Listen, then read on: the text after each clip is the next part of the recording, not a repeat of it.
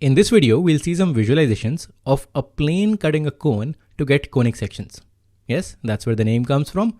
When we make a plane cut a cone, the sections that we get are called conic sections. We'll look at parabola, ellipse, hyperbola, straight lines, and also the circle. But first, let's talk about the cone. What exactly is a cone? So this is what the cone looks like in 3D. This is what we'll slice.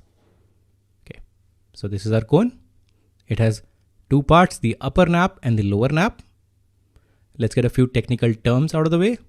So this is not just any cone. This is a double napped right circular hollow cone that extends indefinitely in both directions. Let's go through this word by word. So we can see that this is a cone, but this is double napped, which means this has two sides, this one and this one. It's right circular hollow cone. This is hollow. This is circular. The base is circular. And it's right, which means it's perpendicular to the axis. It also extends indefinitely in both directions. Now what you might see is just a slice of this cone, but in reality, this cone extends indefinitely in both directions. It keeps extending in this direction as well as this direction. Now another point, how do we make this cone? We take a fixed point and we have an axis and we take another line that's called the generator. So this line is called the generator. We tilt it, let this angle be alpha. So this generator is at an angle alpha with this line, and then we rotate it in 3D. So when this line rotates, what we actually get, the surface that we get is called this cone. It's a double napped right circular hollow cone. Now because this line, the generator, also extends indefinitely, we also see that this cone extends indefinitely in both directions. Alright, now that we're familiar with the cone, time to slice it with planes. Let's make the first slice. Okay, so this is our plane and we slice it. Let's see what we get. So the section that this plane makes with this cone is called a circle. You can see that wherever it cuts, it's a circle. So this is a circle. And if you have to measure the angle that this plane makes with this axis, that's 90 degree. It's perpendicular to the axis. So the angle that this plane makes, let's call this beta. In this case, it's 90 degrees. So whenever the plane cuts this cone at an angle of 90 degrees, we'll get a circle. Let's move on. Let's look at other cones. Let's look at this one. Okay, now this plane is inclined. Now we no longer get a circle. We get something else. What do we see? We see something oval, and technical term for this is called an ellipse. So this is an ellipse. And how do we define an ellipse? Using the angle that this plane makes. Well, if you look closely, this angle is less than 90, but it's more than alpha. The plane makes an angle more than alpha, but less than 90 for the ellipse. Now you might be wondering what happens when this angle beta is less than alpha. That's the conic section that we'll see next. So let's make this angle beta less than alpha. Now this plane makes an angle beta that's less than alpha. What do we get? This is called a hyperbola. This has two branches, one on this side and the other one on this side. So this, what we get, is called a hyperbola.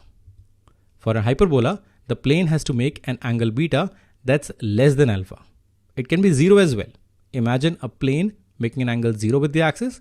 This means the axis is lying on the plane. What we get is still a hyperbola. So this is how we get a hyperbola. Again, you might be wondering what happens if this angle is exactly equal to alpha. Let's see that in action. What happens if we cut a plane which is inclined at the exact same angle as this cone? So let's see that. Here's our plane making the exact same angle. This is what we get. Can you recall what this is?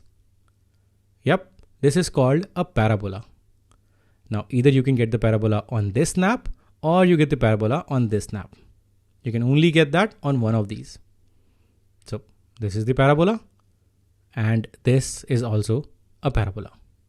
You only get the parabola when this plane makes an angle alpha which is exactly same as the cone. So you get the parabola when beta is equal to alpha. So we have covered parabola, hyperbola, ellipse and circle. But then there are more conic sections. There are special cases when the plane passes through the vertex.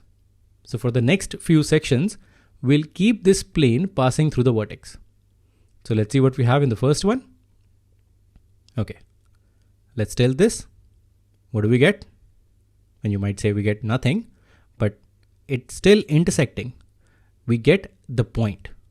When the plane cuts the vertex at an angle between 90 and alpha, we get a point. So when the beta is between alpha and 90, what we get is also a conic section. It's called a point. So what do we get when the angle beta is exactly same as alpha? So this plane passes through the vertex and it also touches this side. So what we get is a straight line. In fact, this line is the generator for this cone. So we get the generator when this angle is exactly equal to alpha. So what we get is a straight line, and that's also a conic section. Now what happens when this beta is less than alpha? If we keep the plane passing through the vertex and reduce the angle, this is what we get. Let's see this in action. If we reduce the angle, okay. Notice something? What we get is called a pair of straight lines. These are intersecting lines. Okay, so this is what we get. Even if the angle is 0, we get a pair of straight lines. So when the plane cuts the vertex at an angle of beta, which is between alpha and 0, we get a pair of straight lines. So we have covered all types of conic sections, from point to line to pair of straight lines, and then circle, ellipse, parabola, and hyperbola. Now because these are slices that this plane makes on this cone, that's why they're called conic sections.